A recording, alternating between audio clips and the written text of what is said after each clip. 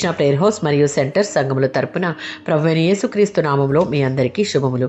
ఈరోజు దేవుని వాగ్దానం 2 కొరింథీయులకు రాసిన పత్రిక 11:27 తరచుగా ఉపవాసములతోనూ ఉంటిని.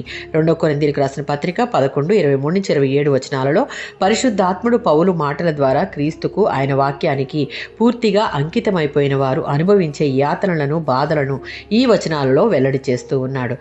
అపోస్తల కార్యాలు 14:22లో ఉన్నట్లు దేవుని సమీపించడంలో అనేక శ్రమలు వస్తాయని చెప్పాడు. సమాజంలో పొంగి పొరలుతున్న పాపం మూలంగా ఆత్మలో పరితాపపడ్డాడు. కన్నీళ్లతో ప్రభువును సేవించాడు. రాత్రింబవళ్ళు మానక కన్నీళ్లతో సంఘానికి 3 ఏళ్లు బుద్ధి చెప్పాడు. బైబిల్ సంబంధిత అపోస్తలిక విశ్వాసానికి నమ్మకస్తులు కాని బోధకుల మూలంగా ఆత్మలు నాశనమైపోతూ ఉంటే అతనికి హృదయంలో వేదన పడ్డాడు. అపోస్తల కార్యాలు 20:17-38 వచనాలలో పౌలు ప్రియ సహోదరులను విడిచి దూరం వెళ్లవలసి వచ్చినందుకు విచారాన్ని అనుభవించాడు. అతని సహోదరులు సువార్తను అంగీకరించడానికి నిరాకరిస్తున్నందువల్ల అతని హృదయంలో బహు దుఃఖమును మానని వేదనయు పొందుకున్నాడు. 2 కొరింథీయులకు రాసిన పత్రిక 4:8-12 వచనాలలో క్రీస్తు కోసం జరిగించే పరిచర్య మూలంగా అనేక బాధలు పరీక్షలు అతనికి కలిగాయి.